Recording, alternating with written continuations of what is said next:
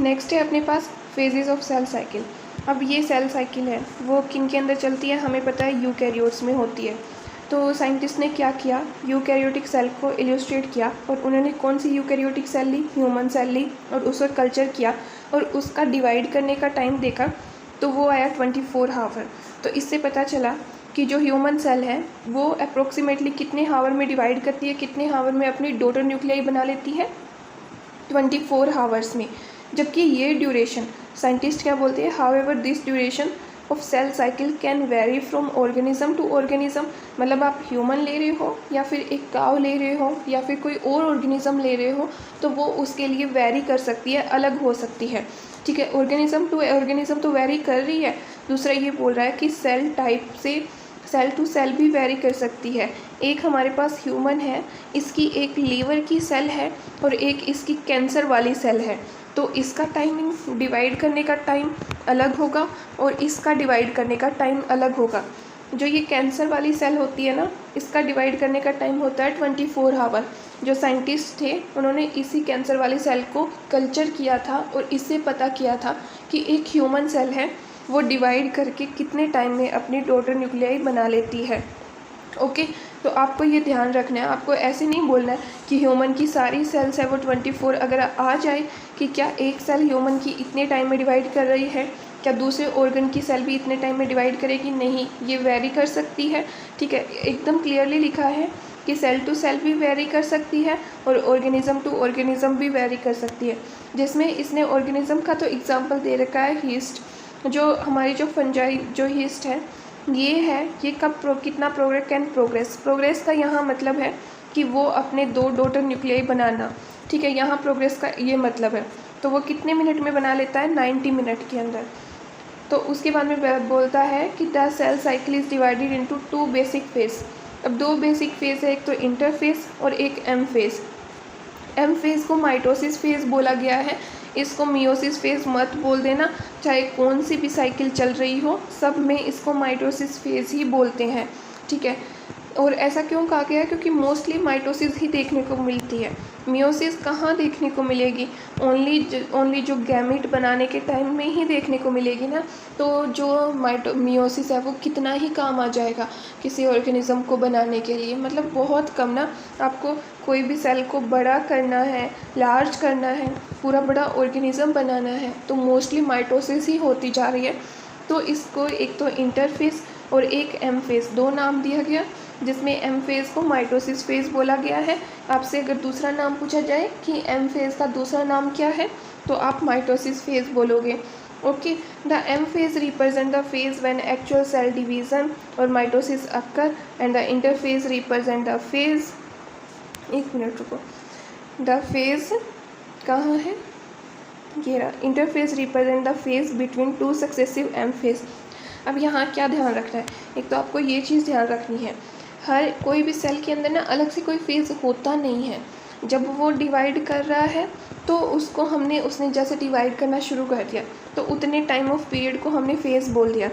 अब जो इंटरफेज़ है वो 2 एम फेज़ के बीच का टाइम है ना, 2 एम फेज़, जब भी 2 एम फेज़ होगी उनके बीच का टाइम है वो इंटरफेज़ होगा। उसमें वो अपनी सारी प्रिपरेशन करेगा। जैसे आप एग्ज़ाम देते हो तो आप साल भर क्या करते हो, प्रिपरेशन करते हो, फिर आपका जिस दिन एग्ज़ाम दोगे, जैसे यहाँ पे ये एम फेज़ है, भी एक ही बार आपको एग्ज़ाम देना है साल भर में, फिर आप वापस नेक्स्ट टाइम प्रिपरेशन करना शुरू कर दोगे, फिर एग्ज़ाम दोगे। तो 2 एम फेज़ के बीच में, मतलब 2 ड्यूरेशन के बीच में, ये 2 एग्ज़ाम के बीच का जो ड्यूरेशन होता है ना वो इंटरफेज़ होएगा। तो आपसे पूछा जाए कि इंटरफेज़ क्या है तो वो आप बोलोगे 2 सक्सेसिव एम फेज़ के बीच का जो भी टाइम होगा या फिर जो भी फेज़ होगा वो रिप्रेजेंट करता है इंटरफेज़ को। ओके, फिर ये क्या बोल रहा है कि it is sufficient to note, एक minute, it is sufficient to note that in 24-hour average duration of cell cycle of human cell division proper last for only about 1 hour। अब ये 24 हावर दे रखा है, बोल रहा है कि 24 हावर का इसका सेल साइकिल है, पर ये लास्ट 1 हावर ही डिवाइड कर रहा है। 1 हावर ही क्या कर रहा है, डिवाइड कर रहा है। पर ये 23 हावर क्या कर रहा है, प्रिपरेशन कर रहा है। जैसे आप साल भर प्रिपरेशन करते हो और ओनली कुछ एक मंथ के अंदर ही आप क्या करते हो, एग्ज़ाम देते हो, तो वैसे ये है, ये 23 हावर प्रिपरेशन कर रहा है और 1 टाइम एग्ज़ाम देगा, मतलब 1 टाइम में डिवाइड करेगा। तो यहाँ पे 95% टाइम कहाँ गया, प्रिपरेशन करने में, मतलब इंटरफेज़ में टाइम लिया कितना, 95%। और आपका ओनली 5% टाइम कहाँ गया, डिवाइड करने में। ओनली 5% कहाँ गया, एम फेज़ में 95% टाइम कहाँ गया, इंटरफेज़ में। और ओनली ये कह रहा है कि 24 हावर्स में 1 हावर ही इसने एक्चुअल में डिवीज़न किया है। द इंटरफेस लास्ट, मतलब लास्ट 95% ड्यूरेशन इंटरफेस का रहता है। ओके, तो यहाँ क्या है, एम फेज़। तो एम फेज़ स्टार्ट किससे होएगा, न्यूक्लियर डिवीज़न से। स्टार्ट कहाँ से होगा, न्यूक्लियर डिवीज़न से। क्रोस्पोनिंग मतलब इसके साथ, to the separation of daughter chromosome. अब देखो इधर क्या है, ये एक सेल है, इसके अंदर न्यूक्लियस है। ये बोल रहा है कि न्यूक्लियस के डिवीज़न से क्या स्टार्ट होता है, एम फेज़ स्टार्ट होता है। क्या स्टार्ट होएगा, एम फेज़ स्टार्ट होगा। ये कहता है इसी के साथ, जैसे न्यूक्लियस डिवाइड कर रहा है ना, इसी के साथ हमारे जो क्रोमोसोम होते हैं ना, वो डिवाइड कर जाता है। वो क्या करेगा, डिवाइड कर जाएगा। ये आपका क्रोमोसोम है जो एक यहाँ पे सेंट्रोमियर से बंधे हुए हैं दोनों। अब ये क्या करेगा, डिवाइड कर जाएगा। ये जब डिवाइड करेगा ना, तो ये ऐसे बन जाएगा। कैसे हो जाएगा, एक ऐसे और एक ऐसे। तो ये दो अलग न्यूक्लियस दो अलग अलग क्रोमोसोम बन गए। तो इसको क्या कहते हैं, कैरियोकाइनेसिस। मतलब एक क्रोमोसोम था हमारा, ये जो क्रोमोसोम था ये टूट के 2 बन गया, 2 डॉटर क्रोमोसोम बना लिए, तो इसको क्या बोला, कैरियोकाइनेसिस। तो आपको यहाँ से क्या पता चला, एम फेज़ स्टार्ट कहाँ से होएगा, जब न्यूक्लियस डिवीज़न, जैसे ही न्यूक्लियस डिवाइड करना शुरू कर देगा ना, तो हम बोलेंगे कि एम फेज़ है वो स्टार्ट हो गया है। वो क्या हो गया है, एम फेज़ स्टार्ट हो गया। फिर क्या होएगा, कैरियोकाइनेसिस हो गया। फिर सेकंड क्या होगा, साइटोकाइनेसिस में क्या होगा, यूजुअली एंड। जैसे कैरियोकाइनेसिस हो गया, स्टार्टिंग तो कैरियोकाइनेसिस से हुई, न्यूक्लियस के डिवीज़न से हुई, पर ये एंड कहाँ पे होगा, डिवीज़न ऑफ साइटोप्लाज्म के डिवीज़न से। और डिवीज़न ऑफ साइटोप्लाज्म को क्या कहते हैं, साइटोकाइनेसिस। तो आपको कैरियोकाइनेसिस का मतलब पता होना चाहिए, क्रोमोसोम का डिवाइड होना, कैरियोकाइनेसिस। इस पूरे, ये न्यूक्लियस हो गया इधर, और इस पूरे साइटोप्लाज्म का, ये इधर साइटोप्लाज्म है, ये इधर साइटोप्लाज्म है, इसका डिवाइड होना और 2 डॉटर न्यूक्लियाई बना लेना, यहाँ एक यहाँ एक, ठीक है। तो इसको क्या बोलेंगे, साइटोकाइनेसिस। तो कैरियोकाइनेसिस से स्टार्ट हुआ है एम फेज़ और एंड हुआ है साइटोकाइनेसिस पे। तो आपको इतनी चीज़ तो ध्यान रखनी होगी, साइटोकाइनेसिस और कैरियोकाइनेसिस का पता चल गया। उसके बाद में होता है कि द इंटरफेस जो called the resting phase. Interface को क्या बोलेंगे, रेस्टिंग फेज। जैसे आप जो प्रिपरेशन कर रहे हो वो आपका क्या है, रेस्टिंग फेज है। जब आप एग्ज़ाम दे रहे हो तो वो क्या है आपका, डिवाइडिंग फेज। वो क्या हो जाएगा, वो डिवाइडिंग फेज हो जाएगा। जो ये रेस्टिंग फेज़ है ना, जैसे इसको रेस्टिंग फेज़ नाम दिया गया, तो पहले साइंटिस्ट ना यही सोचते थे कि ना सेल ना पूरा टाइम रेस्ट करती रहती है, और फिर एक टाइम आता है जब ओनली 5% टाइम ऐसा होता है जब ये डिवाइड करती है और पूरा टाइम क्या करती है, रेस्ट करती है। पर ऐसा होता नहीं है। तो होता कैसा है, ऐसा होता है कि ये क्या करती है, जो ये रेस्टिंग फेज़ होता है ना इसका, इसके अंदर ये बहुत कुछ काम करती है। क्या काम करेगी, ये करेगी, ग्रोथ करेगी और डीएनए का रेप्लिकेशन करेगी। ओके, और ये जैसे आप अभी प्रिपरेशन कर रहे हो ना, वैसे ही ये क्या करेगी, is the time during which cell preparing for the division के लिए प्रिपेयर करेगी, जिसके अंदर ये क्या करेगी, सेल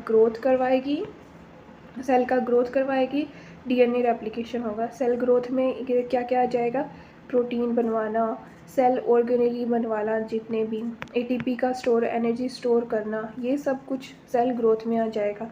और सेकंड डीएनए रेप्लिकेशन। अब आप कह रहे हो कि इंटरफेज़ में जो रेस्टिंग फेज़ है वहाँ डीएनए रेप्लिकेशन की क्या ज़रूरत पड़ गई, तो ये प्रिपेयरिंग फेज़ है ना, यहाँ इसको 2 सेल बनानी है। तो यहाँ पे इसको डीएनए डबल तो करना पड़ेगा ताकि एक इधर चला जाए एक इधर चला जाए, इसीलिए यहाँ डीएनए का रेप्लिकेशन होता है और सब कुछ ऑर्डरली मैनर में होता है। ऐसा कुछ भी नहीं है कि जो ऐसे ही रैंडमली हो जाए। अब जो इंटरफेज है वो डिवाइड किया गया है कितने में, 3 फर्दर फेजेस के अंदर। जो आपका प्रिपरेशन फेज़ है उसको आगे 3 फर्दर और फेजेस के अंदर डिवाइड किया गया है, जिसमें पहला आता है G1 फेज़, दूसरा आता है S फेज़, तीसरा आता है G2 फेज़, गैप फेज़। अब G1 मतलब गैप 1, S मतलब सिंथेसिस, G2 मतलब गैप 2। अब इन सब में क्या क्या होता है वो हम अभी देखेंगे।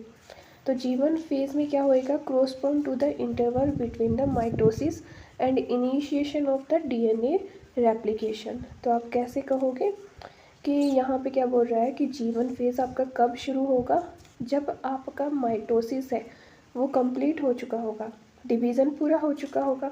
और जो डीएनए रेप्लिकेशन है ना, डीएनए रेप्लिकेशन के बीच का और एम फेज़ और डीएनए रेप्लिकेशन के बीच का फेज़ आपका कौन सा है, G1 फेज़।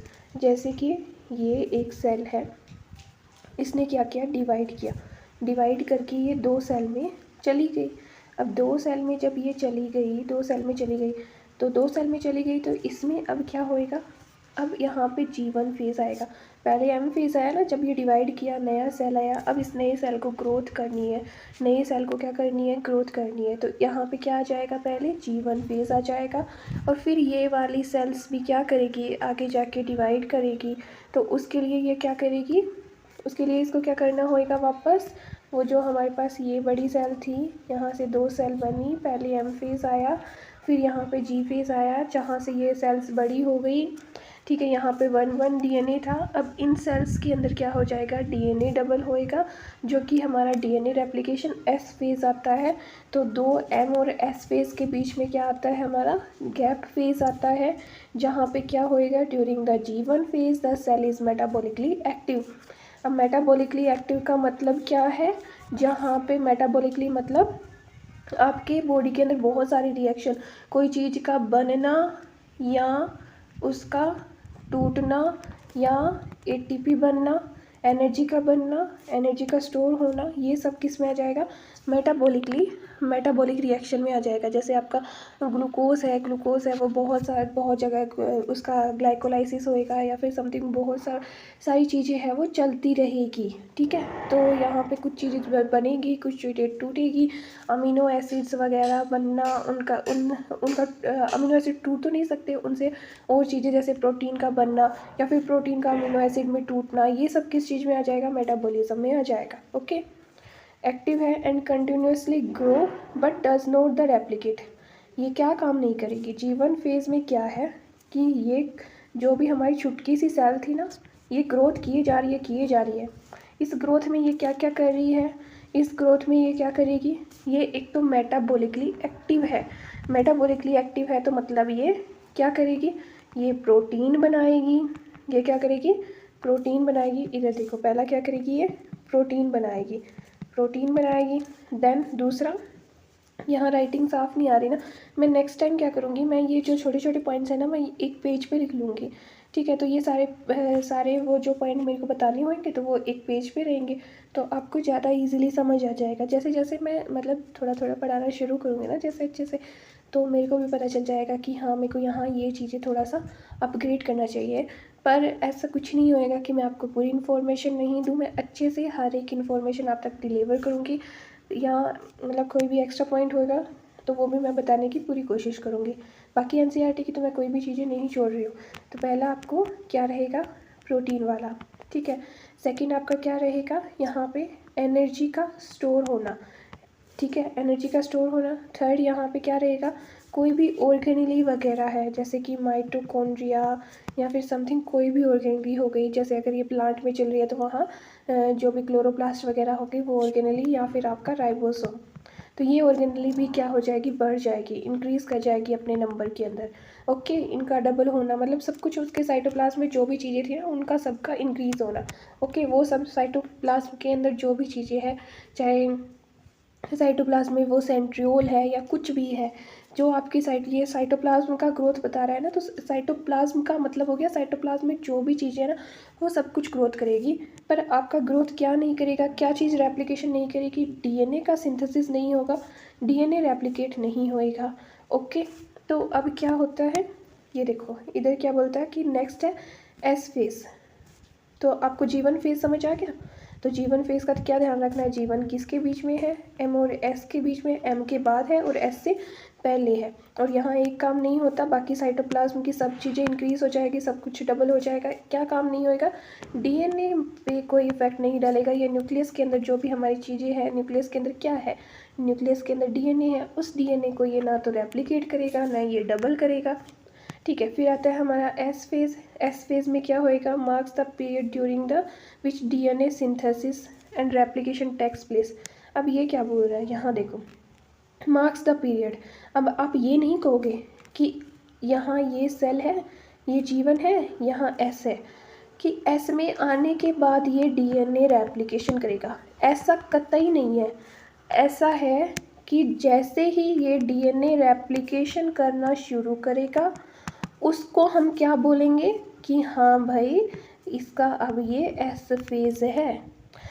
इसकी एस फेज़ की पहचान क्या है, एस फेज़ को हम कहेंगे कब, जब वो डीएनए का रेप्लिकेशन कर रहा है। आप ये नहीं कहोगे कि भाई हमारा तो जो सेल है एस फेज़ में जब गया ना तब उसका डीएनए रेप्लिकेशन शुरू हुआ है, ऐसा नहीं है। कैसा है, तो जब उसने डीएनए रेप्लिकेशन करना शुरू किया है तब वो एस फेज़ में है। मतलब वो जब भी डीएनए रेप्लिकेशन शुरू करना शुरू करेगा तो हम कहेंगे भी हाँ भैया अब ये एस फेज़ है। ओके, ठीक है, तो इसको ऐसे समझना है। उसके बाद में क्या हो जाएगा, if the initial amount of DNA is denoted by 2C, अगर 2C से इनिशियल अमाउंट है देन 4C हो जाएगा। पर इसमें क्या बोल रहा है, there is no increase in chromosome number, chromosome number के अंदर कोई इंक्रीज नहीं आएगा भैया। ठीक है, तो ये कैसे बता रहा है, आपके पास ये सेल थी, ठीक है, ये मस्त जीवन फेज में आके मोटी हो गई पूरी, है ना, तो पूरा इसने ग्रोथ कर लिया। अब क्या हुआ है, इसके अंदर डीएनए था, अब ये डीएनए क्या करेगा, ये रेप्लिकेट करेगा। रेप्लिकेट करेगा तो ऐसे हम सोच सकते हैं कि जब डीएनए रेप्लिकेट हो गया, पहले ये n था तो ये तो 2n होना चाहिए ना, तो नहीं होएगा। जब पहले इसके अंदर 23 क्रोमोसोम थे तो अब तो 46 हो जाने चाहिए। पर ये रेप्लिकेट तो करता है, पर रेप्लिकेट कैसे करता है, जब ये यहाँ ऐसे हैं दूसरा वाला भी ऐसे बनेगा, ये एक सेंट्रोमियर से जुड़ा रहता है। ओके, जब तक ये सेंट्रोमियर अलग अलग नहीं होएगा ना, चाहे आपका यहाँ पे ऐसे 1 2 3, अब 3 बार रेप्लिकेट कर लो, 3C कर लो, पर इन सबको एक सेंट्रीमियर से जोड़ दो, तब भी ये कितना रहेगा। अगर यहाँ पे इसके अंदर 23 क्रोमोसोम थे तो अब भी 23 क्रोमोसोम रहेंगे। यहाँ पे अमाउंट कितना है इस डीएनए का, 2C अमाउंट है, और यहाँ कितना है 3C, मतलब यहाँ ये 2C और एक C और जुड़ गया तो 3C अमाउंट हो गया। तो यहाँ पे भी ये क्या कहता है कि ये आपकी सेल है, ये इसके अंदर डीएनए है, ये डीएनए रेप्लिकेट तो करेगा पर वो अपना क्रोमोसोम नंबर नहीं बढ़ाएगा क्योंकि वो सेंट्रोमियर से अटैच है, वो अपना सेंट्रोमियर डिवाइड नहीं कर रहा है। और सेंट्रोमियर डिवाइड कब होएगा, डिवाइड होगा एम फेज में जाके, यहाँ कोई सेंट्रोमियर का डिवीज़न नहीं होएगा। आप एक सेंट्रोमियर से अगर इसके साथ 3-4 लड़ियाँ भी जोड़ दोगे तब भी वो आपके पास डीएनए कितना रहेगा, उसके क्रोमोसोम कितने रहेंगे, क्रोमोसोम सेम रहेगा पर आपके पास अमाउंट ज़्यादा हो जाएगा। ओके, एक बकेट है उसके अंदर आपके पास एक ही बकेट है, उसमें चाहे इतना पानी डाल दो, इतना डाल दो, चाहे इतना डाल दो, ठीक है, वो है तो अपने पास, अगर हम बकेट के रूप में देखें तो है तो एक ही ना, हमारे पास एक ही है, दो तो नहीं हुई। हम कहते हैं हमने तो इसके अंदर 1 लोटा पानी और डाल दिया, भाई हमारे पास तो 2 बकेट हो गई, नहीं ऐसा नहीं होएगा। ओके, उसके बाद में ये 2C है तो ये 4C हो जाएगा, पर अगर ये इसका क्रोमोसोम नंबर है वो क्या नहीं होगा, वो चेंज नहीं होगा, वो इंक्रीज़ नहीं होगा। क्यों नहीं होगा वो मैंने बता दिया। तो एस फेज़ में भैया और कोई भी काम नहीं होता है, एस फेज़ में क्या हो जाएगा, ओनली ऑन डीएनए का रेप्लिकेशन होएगा, और कोई भी काम नहीं होएगा उसके अंदर। उसके बाद में क्या हो जाएगा कि इवन आफ्टर, अब क्या है 2n एंड G1, ये क्या बोल रहा है, if the cell had diploid 2n number of the chromosome at G1 phase, even after S phase के बाद भी क्रोमोसोम कितना रहेगा, 2n रहेगा। एस फेज के बाद में भी क्रोमोसोम का नंबर कितना रहेगा, 2n रहेगा। कि आपका अगर आपसे पूछा जाए कि G1 फेज में तो आपके पास क्रोमोसोम था 2n, फिर आया एस फेज, आपको पूरी लैंग्वेज में बोल दिया कि एस फेज में डीएनए का हो गया रेप्लिकेशन। तो अब बताओ कि डीएनए की प्लोइडी क्या होएगी। प्लोइडी मतलब उसमें कितना क्रोमोसोम रहेगा, तो आप बोलोगे 2n ही रहेगा। n को इसने क्रोमोसोम से डिनोट किया है। पर आपसे अमाउंट पूछ लिया जाए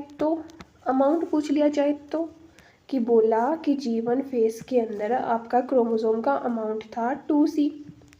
फिर ये एस फेज के थ्रू हमने उस सेल ने अपना एस फेज कंप्लीट कर लिया है। देन अब वो G2 फेज में है, तो अब उसके अंदर कितना अमाउंट रहेगा, डीएनए का अमाउंट कितना रहेगा, तो हम कहेंगे उसका अमाउंट डबल हो जाएगा, 4c हो जाएगा। पर उस ये अभी ध्यान रख लो, आप पूरा चैप्टर पूरा करोगे तब आपको पता चला जाएगा कि इसका क्या नहीं डबल होता है, क्रोमोसोम नंबर डबल नहीं होता है, ओनली ऑन उसका अमाउंट डबल होता है। ओनली ऑन क्या हो जाएगा, अमाउंट डबल हो जाएगा। जैसे कि एक बकेट थी, अभी भी एक ही है, पर पहले हाफ भरी हुई थी, अब फुल भरी हुई है। बस इतना ही फ़र्क रहेगा, ज़्यादा कुछ फ़र्क नहीं रहेगा इसमें। ओके, तो आप एक और चीज़ इन्फॉर्मेशन ध्यान रखो, सेंट्रियोल वाला। मैंने आपको बोला था कि साइटोप्लाज्म की जितनी भी चीज़ें होती है वो कहाँ डबल होती है, वो G1 फेज में होती है। पर आपका जो ये सेंट्रियोल है ना, जो सेंट्रियोल रहेगा आपका, ये न्यूक्लियस है, यहाँ सेंट्रियोल प्रेजेंट होता है। ये इसी चैप्टर में हम आगे जाएंगे तो हमें सेंट्रियोल के बारे में भी पता चलेगा और मैं बहुत अच्छे से बताऊँगी कि सेंट्रियोल क्या है। ओके, तो वो सेंट्रियोल है ना, वो डबल कहाँ होता है, एस फेज में। तो ये सेंट्रियोल मेनली क्या करता है, वो ना इन यहाँ पे ये जो डीएनए होता है ना, ये इधर देख ही लो आप, इधर नहीं है क्या, ये सेंट्रियोल है आपका, ये सेंट्रियोल क्या कर रहा है, इनको इधर खींच रहा है। तो डीएनए से रिलेटेड चीज़ें है ना, कि ये डीएनए को अलग कर रहा है, या फिर आप कह सकते हो कि डीएनए को सेपरेट करने में काम कर रहा है, डीएनए का नंबर डबल करने में काम कर रहा है। तो ये सेंट्रियोल है जो इधर प्रेजेंट है सेल के अंदर। तो ये जो सेंट्रियोल है ना, ये भी कहाँ डबल होता है, एस फेज में डबल होता है। बाकी सारी जो साइटोप्लाज्म की चीज़ें होती है, साइटोप्लाज्म की चीज़ें होएगी वो G1 फेज में होगा। जो माइटोकॉन्ड्रिया, राइबोसोम, क्लोरोप्लास्ट, प्लास्टिड, जितनी भी चीज़ें हैं वो सारे के सारे आपके, चाहे वो गोल सी बॉडी हो या कुछ भी हो, तो वो G1 में होगा। प्रोटीन हो, आपका एनर्जी का स्टोर करना हो, सब कुछ हो, तो वो कहाँ पे होएगा, G1 फेज में होएगा। पर एस फेज में दो ही काम होंगे, एक तो आपका डीएनए का रेप्लिकेशन होगा, और उस रेप्लिकेशन से आपका डीएनए का क्रोमोसोम नंबर नहीं बदलेगा, ओनली आपका क्या होगा, अमाउंट ही चेंज होगा, बाकी कुछ चेंज होएगा नहीं। ओके, तो ये चीज़ हो गई। फिर आता है G2 phase. During the G2 phase protein synthesis, यहाँ पे भी प्रोटीन सिंथेसिस होती रहेगी, ये भी प्रिपरेशन है for mitosis while the cell growth continue. अब यहाँ पे सेल ग्रोथ कंटिन्यू रहेगी, ऐसा कुछ नहीं है कि G1 में कुछ रुक गया है या फिर कुछ। इसमें G1 में आते टाइम हमारे पास सेल में क्या हो गया, जब G2 में चीज़ें आई, जब G2 के अंदर सेल आया, तो G2 के अंदर सेल का क्या हो चुका था, साइटोप्लाज्म का अमाउंट डबल हो चुका था। सेल बहुत ज़्यादा मोटी हो चुकी थी, जहाँ पे सब चीज़ें ऑलमोस्ट डबल हो चुकी थी। ठीक है, यहाँ पे भी, अब यहाँ पे भी ये और बड़ी होती जा रही है। ऐसा नहीं है कि ये वहीं के वहीं रुक गई है, ऐसा बिल्कुल नहीं है। ये इतनी बड़ी हो जाती है कि फिर उसको हमें डिवाइड करना पड़ता है। ओके, तो यहाँ ना G2 फेज़ को आप इससे डिफ्रेंशिएट कैसे करोगे, क्योंकि G1 में जो सब चीज़ें चल रही थी वो सब G2 में चल रही है। पर G2 को आप एक थोड़ा अलग से अगर डिफ्रेंशिएट करोगे, तो एक तो यहाँ पे 4c अमाउंट हो गया, किसका, क्रोमोसोम का 4c अमाउंट रह गया। दूसरा, आप G2 को ऐसे डिफ्रेंशिएट करोगे, अगर आपसे ऐसे पूछ लिया जाए कि ये बताओ कि उसको माइटोसिस में जाना है, डिवीज़न में जाना है सेल को, तो उस सब को चेक कौन से फेज़ में किया जाएगा कि उसका डीएनए अच्छे से रेप्लिकेट हुआ है कि नहीं हुआ है, कोई कमी तो नहीं है, तो वो सब चीज़ें G2 फेज़ में होएगा। तो आप चेकिंग पॉइंट बोल सकते हो, यहाँ एनसीईआरटी में नहीं लिखा है, पर आप G2 फेज़ को क्या बोल सकते हो, एक चेकिंग पॉइंट बोल सकते हो। और आपको ये भी ध्यान रखना है कि जो जीवन में जो भी चीज़ें हो रही थी, प्रोटीन का बनना, सेल का ग्रोथ होना, बड़ा होना, और यहाँ पे अगर कुछ ATPs की, एनर्जीज़ की कमी है तो वो भी G2 के अंदर क्या कर ली जाएगी, कलेक्ट कर ली जाएगी, ताकि एकदम अच्छे से ये डिवाइड कर सके सेल। तो G2 का, S का और G1 का, इन सब का आपको डिफ्रेंशिएट पता चल गया, डिफरेंस पता चल गया। S फेज़ का अच्छे से ध्यान रख लेना कि DNA रेप्लिकेशन होता है और सेंट्रियोल डबल होता है। बाकी सारा साइटोप्लाज्म की चीज़ें डबल कहाँ होएगी, G1 में होगी और G2 में होगी। पर जो ये सेंट्रियोल है ये भी कहाँ रहता है अपना, ये भी साइटोप्लाज्म में रहता है, पर यहाँ ये डबल नहीं होता। यहाँ डबल नहीं होएगा तो कहाँ डबल होता है, ये एस फेज़ में डबल होता है। और ये जो सेंट्रियोल है ना, इसको मैं आगे नेक्स्ट जब डिवीज़न वाला पढ़ाऊँगी तब मैं एकदम अच्छे से बताऊँगी कि सेंट्रियोल है क्या है, इसका काम क्या है। पर यहाँ पे आप इतना थोड़ा सा ध्यान रख लेना क्रोमोसोम के बारे में। क्रोमोसोम भी अभी आप जब एम फेज़ करोगे ना तो आपको क्रोमोसोम के बारे में मैं एकदम अच्छे से बताऊंगी, अगर आपको नहीं पता है। क्योंकि अगर हमारा ये DNA है, जो ह्यूमन का DNA वो 2.2 मीटर लॉन्ग है, पर इसको अपने को बहुत ही छुटका सा बनाना है। 10⁻⁻⁶ मीटर का जो रेडियस का न्यूक्लियस होता है ना, उसके अंदर अपने को इसको क्या करना है, डालना है। तो उसको हमें किस में कन्वर्ट करना पड़ेगा, तो उसको हमें इस DNA को एकदम कॉम्पैक्ट करके क्रोमोसोम में कन्वर्ट करना पड़ेगा। मेरे यहाँ पेन से ना अच्छे से क्रोमोसोम का स्ट्रक्चर नहीं बन रहा है, अदरवाइज़ मैं बहुत अच्छे से यहाँ बना देती, पर ये बार बार गलत चल रहा है। यहाँ पे ऐसा क्रोमोसोम होता है, इसमें ये जो DNA था 2.2 मीटर, ये एकदम छुटकू सा हो जाएगा, ठीक है, इतना हो जाएगा। तो इसको, ये DNA था, ये क्रोमोसोम बन गया। अब DNA में और क्रोमोसोम में फ़र्क कुछ नहीं है, DNA एक ओपन था और क्रोमोसोम कॉम्पैक्ट हो गया है, बस इतना ही फ़र्क है। इसमें भी सारी DNA में भी सारी इन्फॉर्मेशन है और क्रोमोसोम में भी सारी इन्फॉर्मेशन ये कैरी कर रहा है, बस यही है।